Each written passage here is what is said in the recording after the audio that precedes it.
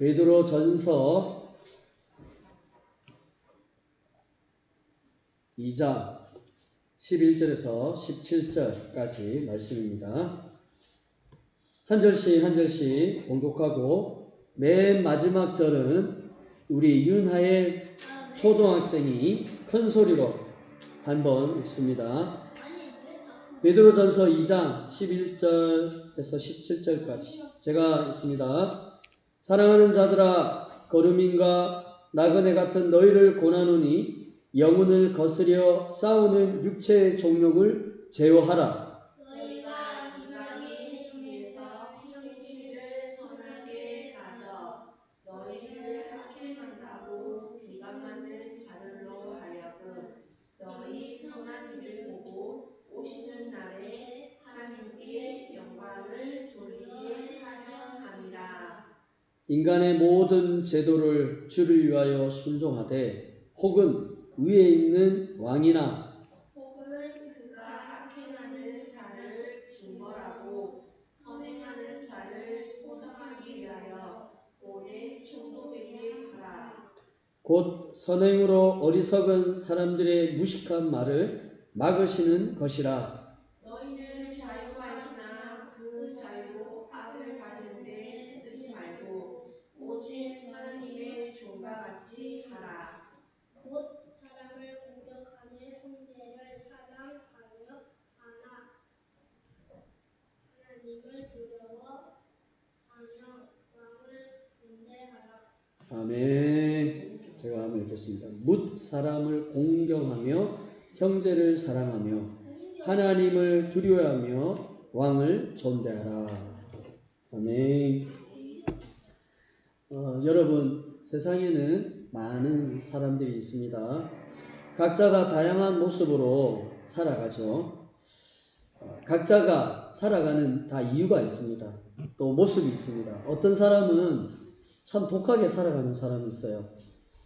나쁘게 살아갑니다. 남들에게 피해를 주고 또 남들에게 어려움을 주는 그런 사람이 있습니다. 어떤 사람은 물질을 얻기 위해서 사람을 죽이기도 합니다. 여러분, 며칠 전에 TV에서 지금 막 이슈가 되고 있잖아요. 자기 결혼한 남편을 세 차례에 걸쳐서 이런 안 좋은, 그리고 사람을 결국에 죽이는 그런 것까지 있습니다. 그래서 이토록 많은 사람이 있습니다. 또 반대로, 이와 반대로 참으로 선하게 살아가는 사람이 있습니다. 착하게 살아가는 사람이 있죠. 선생님, 근데 저 이념의 유튜브 볼 때 그 담요라는 투어가 있는데 그 사감극에 이념을 죽이는 거예요. 자기가 많이 결혼을 하지 스스로여가지고 네, 그래서 그런 거는 사람을 죽이고 이런 거는 옳지 않죠. 반대로 제가 얘기했듯이 참 누가 봐도 착하게 살아가는 사람이 있어요. 얼마 전에 제가 차를 몰다가 제가 뒤에서 이렇게 제가 잘못해가지고 이렇게 좀 박았는데 원래 좀 진짜 작심하고 못된 사람 같으면 뭐 돈이나 이런 거 다 뜯어내고 최대한 많이 이렇게 할 텐데 오히려 제가 막 고개가 숙여질 정도로 저를 더 생각하더라고요. 그래서 문자를 보내서 이제 뭐 차가 아무 이상 없으니까 괜찮을 것 같고 뭐 이렇게 마음 편안하게 잘 보내시라고 이렇게 문자가 왔더라고요. 그래서 저는 그 문자를 보면서 참 이 사람 너무 착하다. 어떻게 보면 내보다 더 착하구나. 이런 생각이 들었습니다. 여러분, 말한 것처럼 세상에는 이렇게 아주 이렇게 나쁜 사람과 착한 사람이 이렇게 나눠져 있습니다.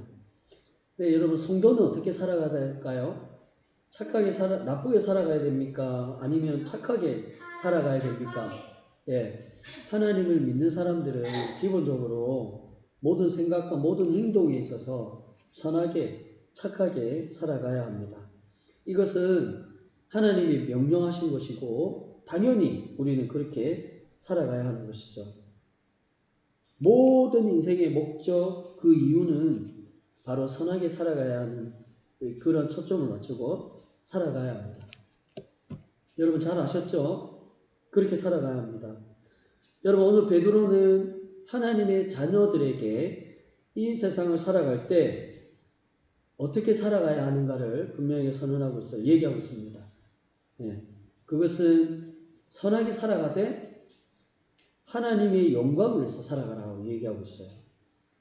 착하게 살아가는데 너를 위해서, 너의 유익을 위해서, 네가 잘 살기 위해서 살아가는 것이 아니라 그 착하게 살아가는 그 목적이 하나님의 영광을 위해서 살아가야 한다라고 얘기를 하고 있어요. 여러분 한번 생각해 보세요. 우리가 착하게 살아가야 한다라고 하는 것을 알아요. 근데 그 착하게 살아가야 하는 목적이 뭔지 모르면 우리가 그냥 이렇게 떠돌아다니며 살아가게 되는 겁니다. 무엇 때문에 열심히 살아가야 되지? 이런 걸 모르면 그렇게 된다는 거예요. 근데 베드로는 하나님의 영광을 위해서 살아가라. 이렇게 분명하게 얘기하고 있습니다. 여러분 그렇게 살아가시길 바랍니다. 그러면 선하게 살아가는 데 있어서 하나님의 영광을 위해서 어떻게 그 영광을 위해서 살아갈 수 있냐. 착하고 선하게 살아가는 건 아는데 근데 그것이 어떻게 하나님의 영광에서 살아갈 수 있는가. 그것을 오늘 베드로가 설명하고 있고 우리가 오늘 말씀을 듣는 중에 그것을 명확하게 알아서 그 사실대로 또 그것을 생각하면서 우리 모두가 살아갔으면 좋겠습니다. 사람은 예수님을 죽이고 예수님을 버렸습니다. 그러나 하나님은 예수님을 높이셨습니다. 즉 보배로운 모퉁이 돌이 되게 하셨습니다. 그래서 베드로는 분명히 하나님 믿는 자들에게 권면을 하고 있습니다. 하나님께 나아가라. 하나님께 집중하고 하나님께 나아가라. 그렇게 하면 베드로는 두 가지를 얘기하고 있어요. 신령한 집으로 함께 세워지고 거룩한 제사장이 된다라고 얘기를 하고 있습니다. 여러분 이 말은 무슨 말이에요? 그렇게 하나님께 나아가면 하나님과 더불어 하나님과 함께 하나님의 자녀가 되고 이제부터 하나님의 국류를 얻는 자가 된다라고 하는 것입니다. 여러분 우리가 한번 생각해 보세요. 하나님의 자녀가 된다라고 하는 것은 특권 중에 특권입니다. 특별한 자들입니다. 아무나 될 수가 없습니다. 하나님이 그 영혼을 사랑하시고 은혜를 부어주시는 자만이 하나님의 자녀가 될 수 있고 하나님 앞에 국류를 얻는 자가 될 수가 있습니다. 자, 오늘 본문을 보면 하나님으로부터 택함을 받은 자는 이제는 하나님으로부터 아무런 상관이 없는 자다, 상관이 있는 자다? 상관이 있는 자. 응. 하나님 앞에 상관이 있는 자예요. 하나님과 연관이 있는 자다라고 하는 거예요. 왜냐하면 하나님의 국류를 얻은 자들이기 때문입니다. 그런데 보세요. 잘 들으세요. 집중해서 다른 데 시선 돌리지 말고 딱 집중하세요. 이토록 세상 가운데 하나님의 자녀는 특별한 자들입니다. 그런데 이 세상에 살아갈 때 하나님의 자녀는 어떤 모습으로 살아가냐라고 하면은 거룩이 나그네로 살아간다라고 얘기하고 있어요. 11절 하반절에 보면 사랑하는 자들아 거룩인과 나그네 같은 너희를 권하노니 하나님의 믿는 백성들은 이 세상 가운데 살아갈 때 나그네의 모습으로 살아간다. 여러분 이것은 무엇을 전제하고 있습니까? 하나님의 믿는 자녀들의 영원한 고향이 있어요. 영원한 집이 있습니다. 영원히 살게 되는 그곳이 있습니다. 그런데 그곳은 모든 것이 풍족합니다. 행복합니다. 기쁜 곳입니다. 부족함이 없는 곳입니다. 그것은 바로 천국입니다. 하나님 믿는 백성들은 바로 이와 같이 그의 고향이 영원한 고향이 천국이기 때문에 이 땅은 뭐예요? 천국을 가기 위한 하나의 임시 거처예요. 나그네예요, 나그네. 그래서 성도는 언제나 이 땅에 살아갈 때 이 땅에 올인해서는 안 돼요. 모든 것을 다 투자하고 모든 것을 맡기고 살아가서는 안 된다라고 하는 겁니다. 어떤 마음으로 살아가야 돼요? 이 땅에는 잠시 있다라고 하는 생각. 잠시 잠깐 이 땅에서 살아간다라고 생각을 해야 됩니다. 그러면 반대로 우리는 무엇을 생각하며 살아가야 돼요? 나의 영원한 집은 천국이다. 하나님이 계시고 예수님이 함께 하시는 영원한 하늘나라의 그 고향이 나의 고향이다 라고 하는 거예요. 그래서 모든 생각과 관심이 하늘에 관심을 두어야 합니다. 이 땅에서는 뭐예요? 잠시 잠깐 거쳐가는 곳이에요. 임시로 쉬는 곳이에요. 그래서 이 땅의 모든 것을 다 투자해서는 모든 걸 전부 투자하고 해서는 안 된다라고 하는 겁니다. 언제든지 떠날 생각을 해야 하는 것입니다. 자, 그렇게 베드로가 성도는 이 땅의 나그네 거루민이라고 얘기를 합니다. 근데 보세요. 이 땅에 살아갈 때 성도가 어쩔 수 없이 겪는 아픔이 있어요. 어쩔 수 없이 겪는 어려움이 있습니다. 그것은 뭐냐? 11절 하반절에 얘기하고 있는 것처럼 영혼을 거스려 육체의 종욕을 제어하라. 성도는 이렇게 날마다 죄와 싸워야 되고 이 죄를 버려야 되고 날마다 이 가까이에서는 안 된다라고 하는 겁니다. 자, 보세요. 사람에게는, 자, 우리 유나이 학생 집중을 하세요. 자, 사람에게는 이 몸이 있어요. 이 몸 안에는 뭐가 있을까요? 영혼이 있습니다. 영혼. 영혼이라고 얘기하는 것은 지금 우리 순간에 드는 생각들, 하나님을 찬양하는 마음, 이것이 영혼이에요. 근데 그 영혼을 감싸고 영혼을 보호하는 건 뭐예요? 육신입니다. 육신. 영혼과 육신은 따로따로 별개가 아니라 한 개예요. 한 개.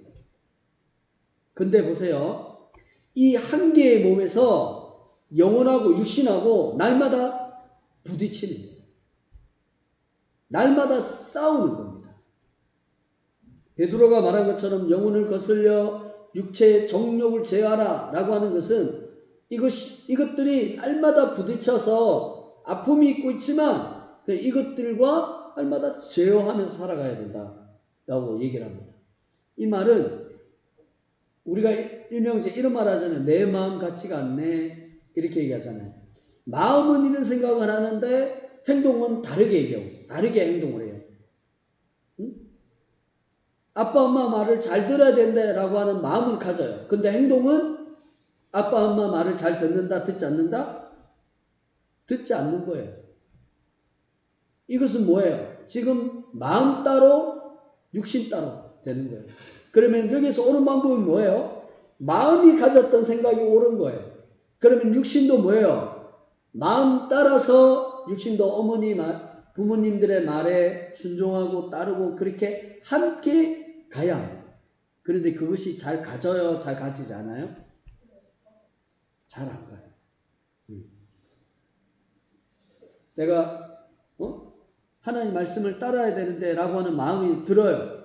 근데 행동은 하나님 말씀을 따르는 것처럼 행동해요? 항상 자기 생각을 해요.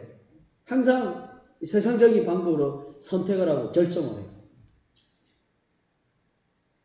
늘 따로따로 가요. 우리 하경이도 반에 친구들이 있으면 이 친구하고 싸웠으면 이 친구하고 그 다음에는 잘 지내야지 라고 하면 그 마음같이 금방 친해지고 해요? 네. 따로따로 이렇게 되는 거죠. 잘 안 되는 거예요. 그래서 여러분, 우리 분명히 얘기하고 있어요. 항상 뭐냐면 우리에게 있는 그 마음과 생각을 날마다 버리는 노력을 해야 한다라고 하는 겁니다.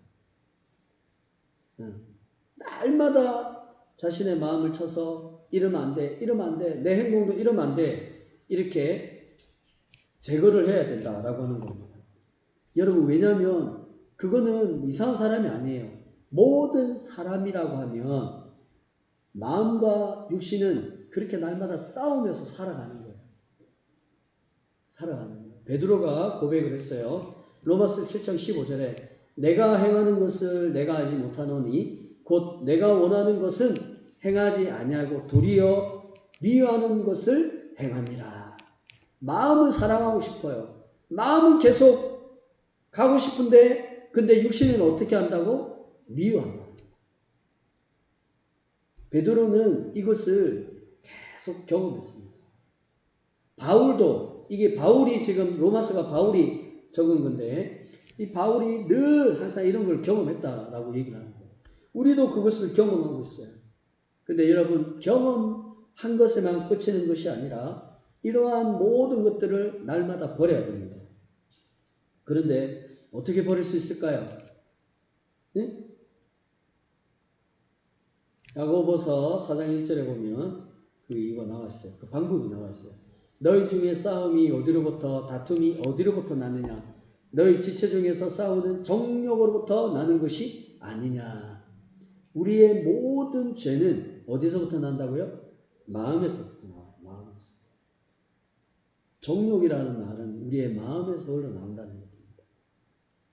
그래서 정욕으로부터 온전히 탐욕과 욕심과 이런 것들로부터 자유함을 가지는 사람은 없습니다. 윤하경 학생.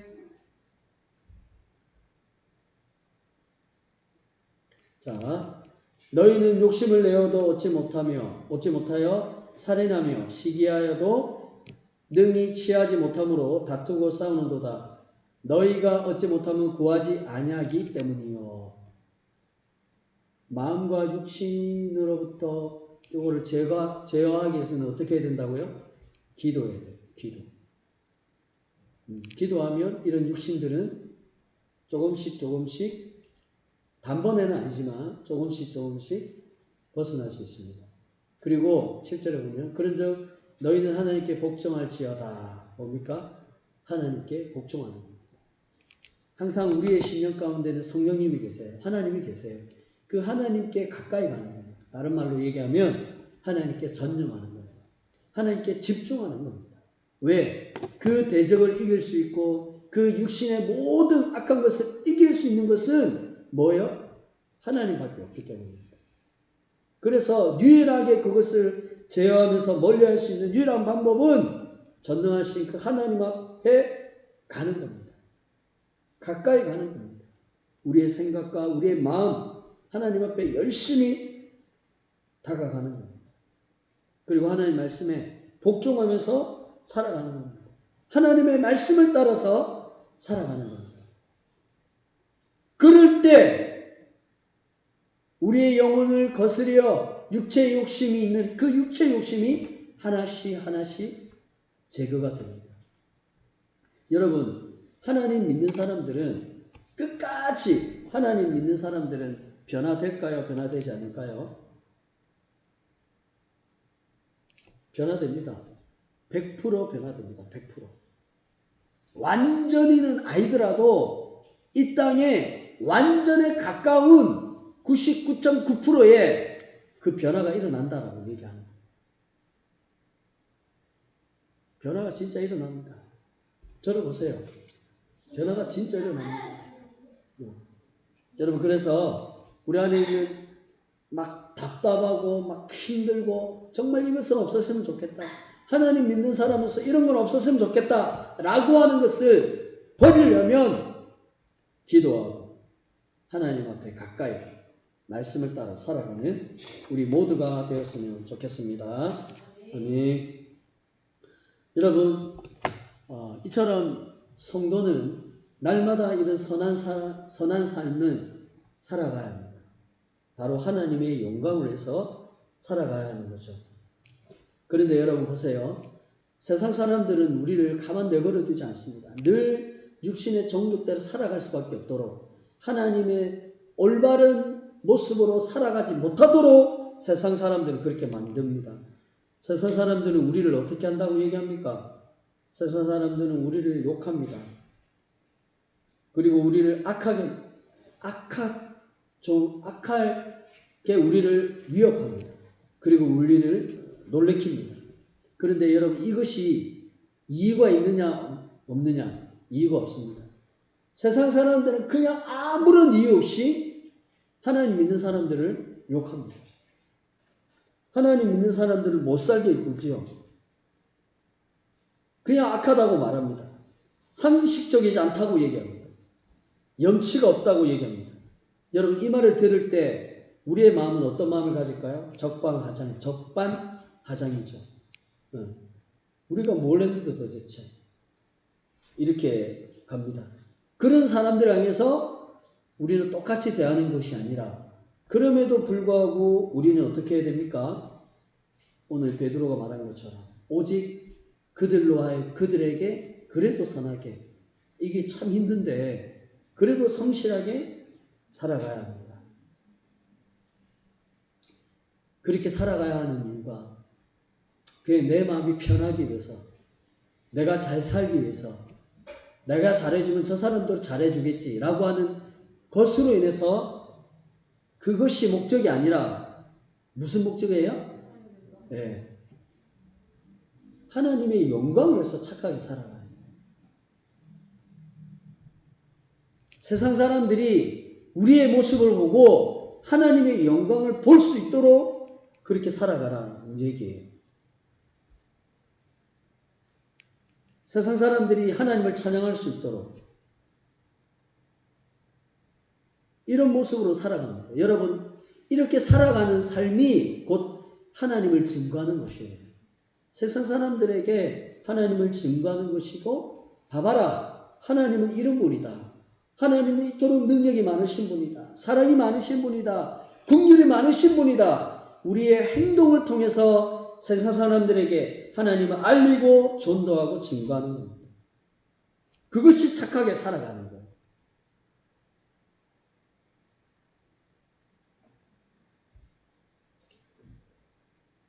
그것이 하나님이 원하는 삶인 거예요.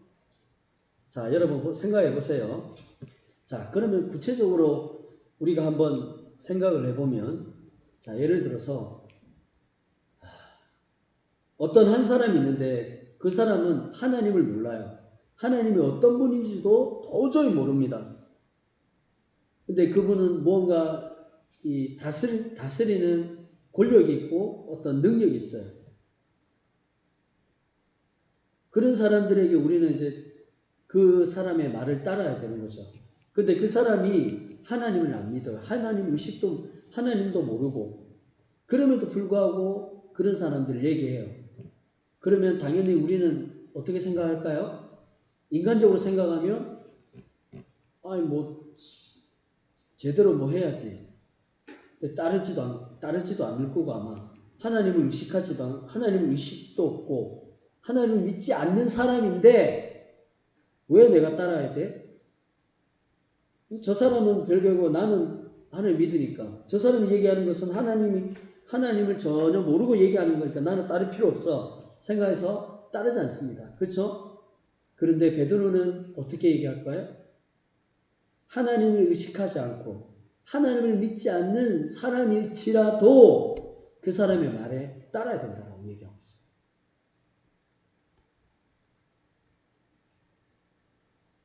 하나님 믿는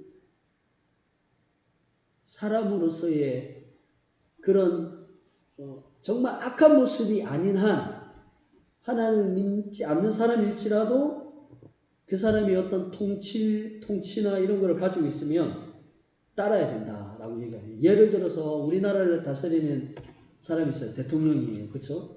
대통령은 어떤 이렇게 막 명령할 수 있고 할 수도 있는 권한이 있어요. 근데 하나님을 예를 들어서 만약에 하나님을 모르는 사람이 그렇게 얘기한다. 그러면 우리는 어떻게 해야 된다고요? 따라야 돼요.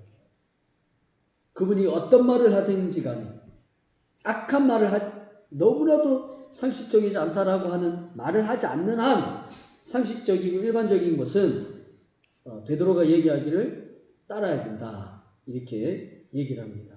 근데 무엇처럼 따라야 된다고 얘기합니까?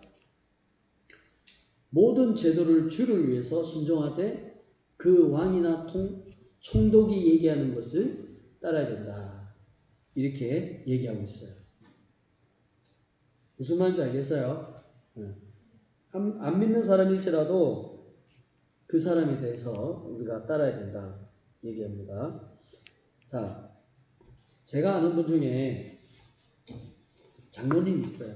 장로님이라고 하면 적어도 어떤 그 신앙을 20년 한 것이 아니고 여러 가지 신앙을 한 20년, 10년 이상이 되고 또 하나님을 의식하고 신앙적인 결륜이 있고 경륜이 있고 어떤 생각하는 거나 이런 것들이 참 넓어요. 참 좋아요. 그런데 그분을 보면 삶은 전혀 하나님 믿는 사람이 아니에요. 세상 사람들과 똑같은 사람이에요. 아니, 세상 사람보다 더 악한 사람이에요. 그 교회에서는 장로인데 밖에 나와서는 세상 사람들과 더 악하게 못되게 굴어요. 이웃들을 생각하지 않아요. 이 사람의 이 모습을 보고 세상 사람들이 어떻게 생각을 할까요? 네, 기분 나쁘게 생각하죠. 또 그 사람이 믿고 있는 하나님에 대해서 어떻게 생각할까요? 어이없다. 그런 말도 될 수 있겠죠. 윤하경 학생 어떻게 생각하겠습니까? 예수님을 오히려 욕되게 만드는 거예요. 이 사람들 모습을 보면. 여러분, 하나님 믿는 사람들의 모든 모습 속에는 하나님을 증거하는 그런 모습들로 살아가야 돼요. 선하게 살아가야 한다라고 하는 겁니다. 자, 그러면 얘기했던 것처럼 그것이 하나님의 영광을 위해서 살아가는 건데, 그러면 과연 우리의 그 선행이나 착함이 어떻게 해야지 하나님의 영광을 위해서 살아갈 수 있는가입니다. 여러분, 답은 이겁니다. 하나님의 뜻대로 그분을 경외하며 이웃을 사랑하며 존중하며 살아가는 것입니다. 아멘. 자, 우리 한번 다 같이 한번 읽도록 하겠습니다. 자, 앞에 보고 큰 소리로 한번 읽습니다. 시작. 하나님의 뜻대로 그분을 경외하며 이웃을 사랑하며 존중하며 살아가는 것입니다. 아멘. 자, 여러분, 한 사람이 있어요. 예수를 믿기 전의 삶과 예수님을 믿고 난 이후의 삶이 있습니다. 전혀 다릅니다. 예수를 믿기 전의 삶은 항상 자신을 위한 삶이었어요. 자신이 원하는 모든 초점이, 모든 생각과 행동이 자신에게 맞춰져 있습니다. 근데 예수님을 믿고 난 이후에 그 생각과 그 삶이 바뀌었습니다. 그것은 모든 초점과 모든 관심이 하나님이에요. 하나님을 위한 삶인 겁니다. 직장에 가도 하나님을 위한 것이고 공부를 해도 하나님을 위한 것입니다. 우리 윤학이 학생에게 항상 얘기를 하는데, 너가 앞으로 장래의 의사가 되면 그 의사가 되는 목적이 뭐냐? 하나님의 영광을 위해서 해라. 하나님을 위해서 생각하고 의사가 되어야 된다. 여러분, 예수님을 믿고 난 이후의 삶은 그렇게 바뀌어야 하는 것입니다. 생각뿐만 아니라 행동도 그렇게 바뀌어야 하는 것입니다. 자, 여러분 15절, 17절. 자, 15절에서 17절 제가 읽겠습니다. 곧 선행으로 어리석은 사람들의 무식한 말을 막으시는 것이라. 너희는 자유가 있으나 그 자유로 악을 가리는 데 쓰지 말고 오직 하나님의 종과 같이 하라. 무사람을 공경하며 형제를 사랑하며 하나님을 두려워하며 왕을 존대하라. 자, 16절 하반절에서 보면 오직 하나님의 종과 같이 하라 라고 얘기합니다. 여기서 이것이 핵심 포인트입니다. 여러분, 종은 누가 있습니까? 주인이 있습니다. 종의 개인적인 생각대로 살아가지 않습니다. 종은 모든 초점과 모든 관심이 주인에게 있습니다. 주인에게 초점이 맞춰져 있습니다. 주인이 과연 어떤 말을 하는지, 무엇을 요구하는지 그것을 생각하고 그것을 행동하게 되어 있고 실천하게 되어 있습니다. 여러분, 베드로는 택하심을 입은 자들을 무엇이다라고 얘기합니까? 네, 종이라고 얘기합니다. 그러면 하나님의 종은 주인의 뜻을, 주인의 생각을 알아야 합니다. 그러면 하나님의 종인 우리는 누구의 생각을 알아야 되죠? 네, 하나님의 생각을 알아야 돼요. 오늘 말한 것처럼 하나님의 뜻을 알아야 되고 그 계획을 알아야 됩니다. 모든 초점이 하나님의 계획에 초점이 되어 있어야 됩니다. 그 뜻에 맞게 살아가야 하기 때문입니다. 뜻대로 살아가야 하는 것입니다. 네? 하나님의 영광을 위한 삶의 가장 우선순위가 되는 것은 뭐냐? 하나님의 뜻이 뭔가 알아야 돼요. 하나님이 어떤 생각을 가지고 있는지, 하나님이 어떤 계획을 가지고 있는지 그 뜻과 그 계획을 알려면 뭘 해야 돼요? 말씀에 집중해야 되죠. 말씀을 들어야 돼요. 그리고 뭐예요?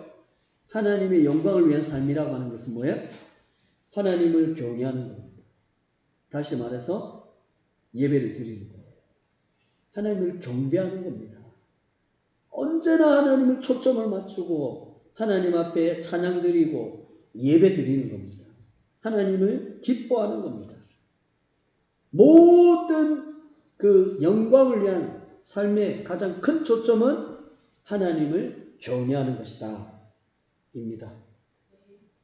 하나님을 경외해야 되는 거죠. 자, 보세요.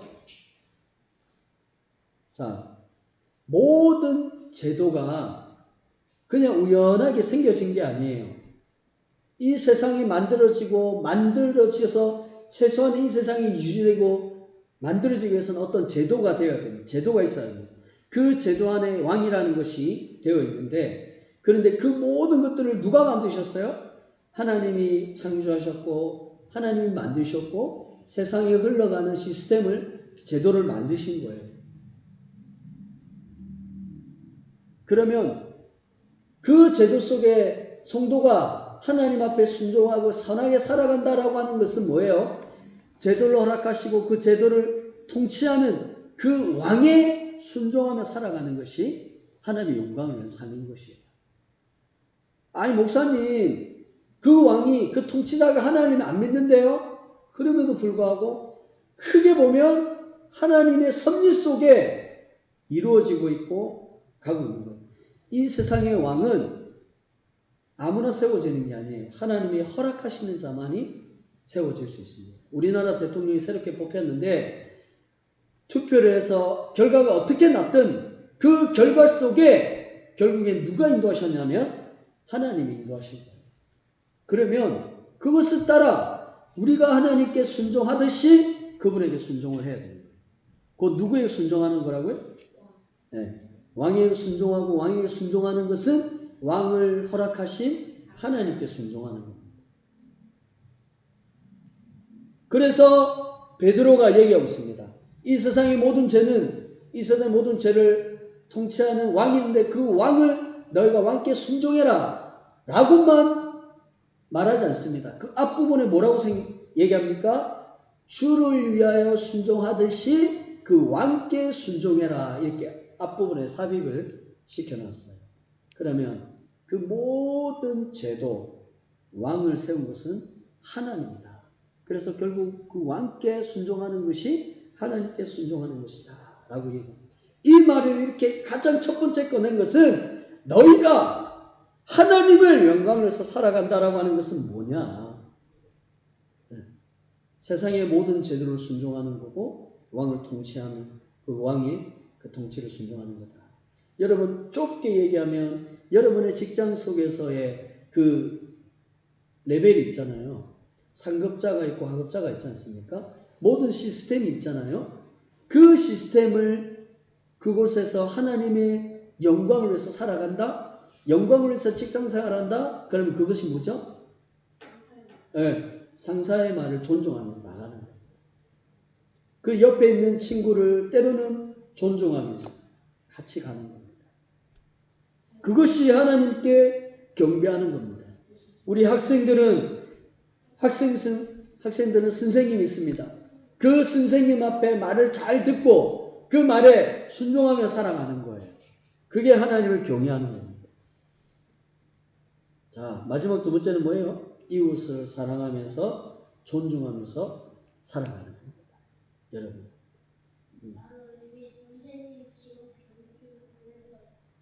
네, 그렇죠. 존중하면서 살아가는 거예요. 응? 그것이 하나님을 위한 우리의 기쁨이에요. 자, 보세요.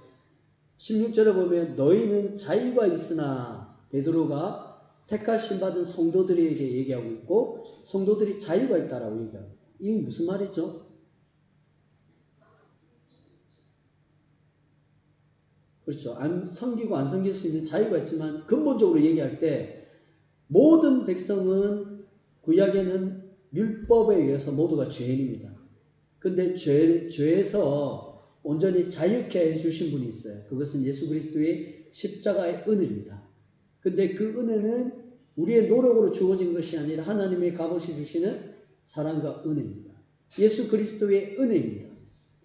이런 예수 그리스도의 은혜로 말미암아 죄에서 자유함을 누리게 된 거예요. 해방을 누리게 되었습니다. 하나님이 주신 거예요. 예수님이 주신 거란 말이죠. 이런 자유는 하나님 믿는 사람들에게는 모두가 가질 수 있습니다. 선택할 수도 있고 안 할 수도 있고 할 수도 있습니다. 그런데 이 자유를 가지고 어떻게 하라는 얘기예요? 하나님을 사랑하고 그리고 뭐예요? 이웃을 17절에 말하고 있는 것처럼 어떠한 자든지 상관없이 그 이웃을 그 형제를 사랑해야 된다. 뭇사람의 공경함 이것은 차별하지 말라는 얘기예요. 언제든지 공경하고 그리고 사랑하고 뭡니까? 존중해야 됩니다. 존중. 어떤 조건이나 어떤 이런 걸 보지 않고 사랑하고 존중하며 나가야 하는 것을 우리에게 얘기해 주고 있어요. 사랑하는 여러분, 여러분은 지금 어떠한 삶을 살아가고 있습니까? 직장에서, 학교에서 악하게 살아가고 있습니까? 아니면 선하게 살아가고 있습니까? 네. 선하게 살아가되 무슨 목적으로 살아가십니까? 그냥 평범하게? 그냥 아무런 생각 없이?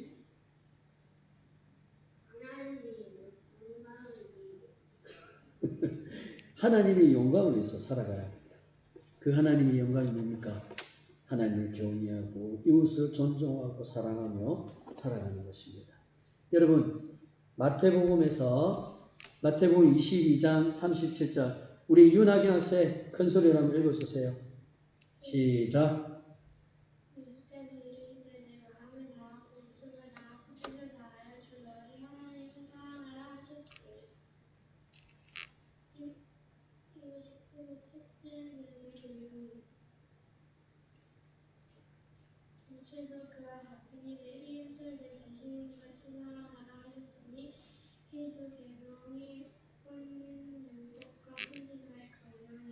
아멘. 여러분 두 계명 율법과 선지자 율법은 선지자는 구약이고 구약에 있는 모든 말씀을 얘기하는 거예요. 선지자들은 하나님의 말씀을 대언했고 이 모든 율법 모든 말씀을 핵심적으로 요약하라면 뭐냐? 하나님을 사랑하는 거. 하나님 사랑, 이웃 사랑. 하나님을 사랑하고 이웃을 사랑하면 우리가 뭘 지킨 거예요? 율법을 지킨 거예요. 선지자의 말한 그 말씀에 우리가 들은 거고 순종한 거고 나간 거예요. 근데 보세요. 그 그 율법을 이루시고 선지자의 말씀을 이루신 분이 누구죠? 예수님이에요. 예수님. 그래서 율법대로 살아가고 율법대로 우리가 이루며 살아간다라고 하는 것은 예수님을 의지하며 살아가는 것입니다. 예수님을 바라보고 의지하며 나가는 것입니다. 자, 하나님께서는 백성들이 그분들을 경외하며 나그네를 사랑하며 살아가는 것을 원하시는 삶이 있었습니다. 이것은 곧 백성들의 행복을 위한 것입니다. 도우심의 손길을 볼 수 있습니다.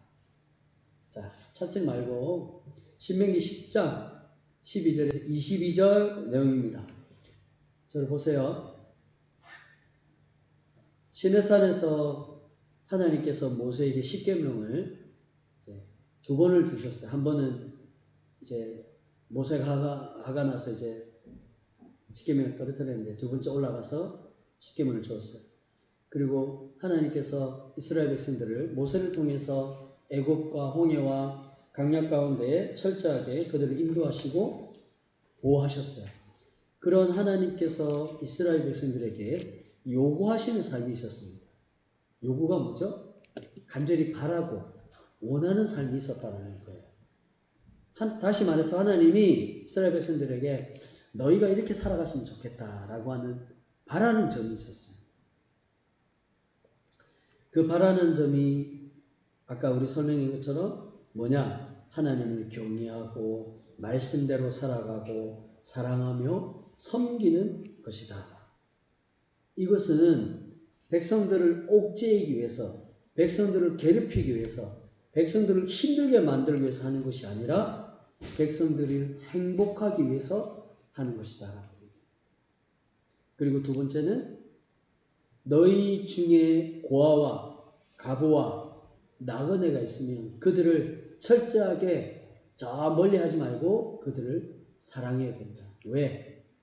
너희들도 애굽에 있을 때 나그네였기 때문이다.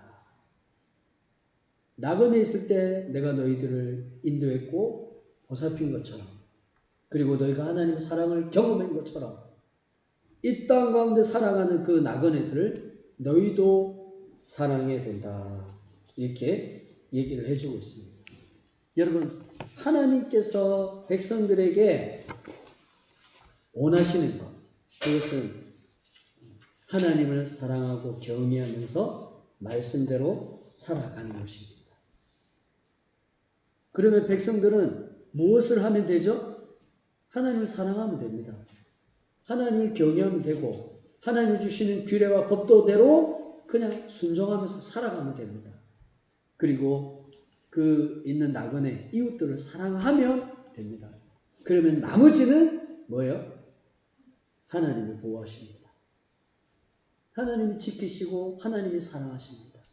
여러분, 두세 사람이 내 이름으로 모인 곳에 나도 그들 중에 있느니라고 예수님 말씀하셨어요.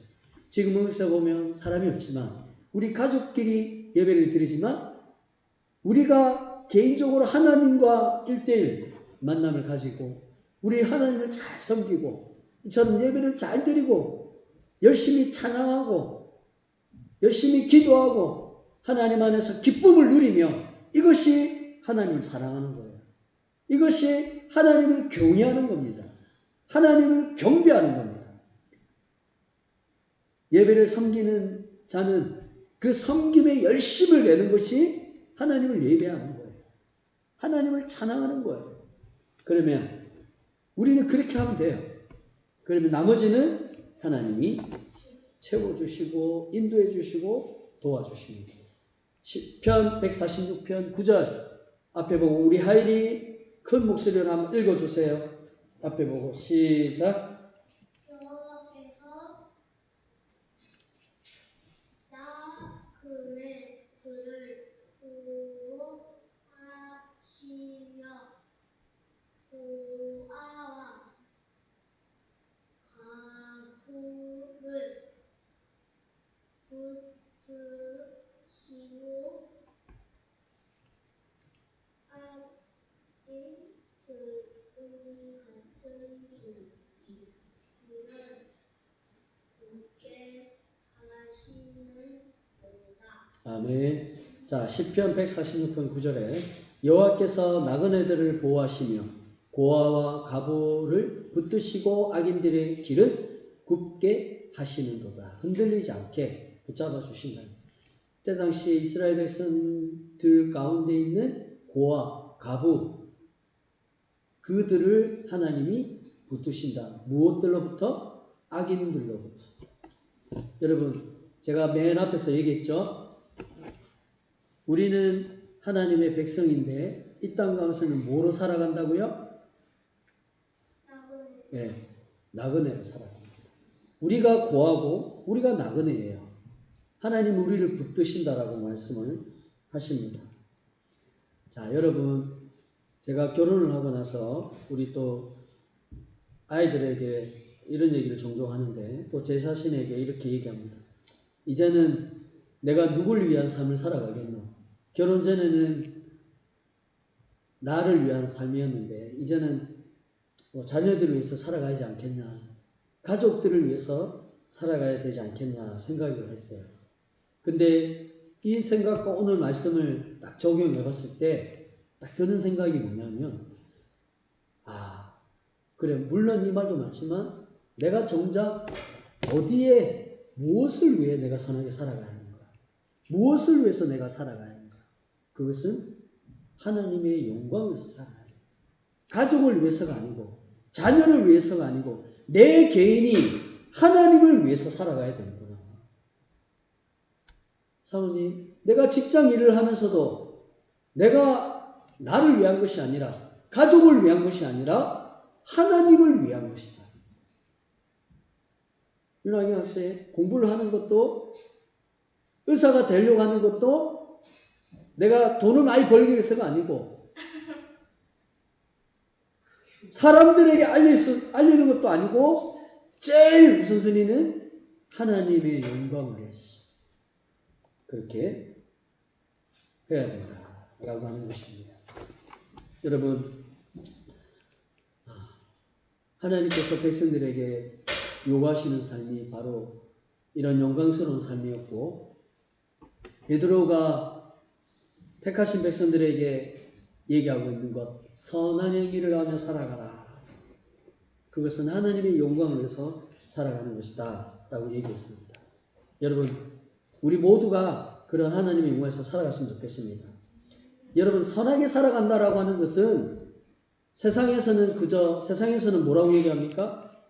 도덕적으로, 윤리적으로 선하게 살아가는 것이라고 얘기합니다. 그러나 하나님 믿는 사람들에게 있어서 선하게 살아가라 라고 하는 것은 뭡니까? 그 목적이 하나님의 영광을 위해서입니다. 하나님의 영광을 위해서. 그 영광이 바로 하나님을 경외하고 이웃을 사랑하며 존중하며 살아가는 것이다. 일주일 동안 이 말씀을 마음에 새기세요. 이 말씀을 가슴에 다 담으세요. 그래서 공부할 때도 그래, 하나님 영광을 위해서, 직장 생활할 때도 하나님을 영광을 위해서 살아가겠다고 고백도 하고 삶을 그렇게 살아가는 우리 모두가 되었으면 좋겠습니다. 제가 기도하고 축도하고 마치겠습니다. 살아계신 하나님, 부족하고 연약한 우리에게 말씀을 들을 수 있는 길을 허락해 주시고 또 마음에 하나님을 영광으로서 살아가겠습니다 를 고백할 수 있도록 은혜를 주신 것 감사합니다. 선하게 살아가길 원합니다. 하나님을 경외하고 이웃과 형제를 존중하고 사랑하는 우리 모두가 되게 하여 주옵소서. 지금은 우리 주 예수 그리스도의 은혜와 하나님 아버지의 무한하신 사랑과 성령의 위로하심과 교통하심과 충만하심의 역사가 오늘 말씀을 따라 선하게 살아가되 하나님의 영광을 위해서 살아가겠다고 다짐하는 주의 성도들의 심령과 가정과 직장 가운데 그들의 삶의 모든 영역 가운데 지금부터 영원토록 항상 함께 있을지어다. 아멘.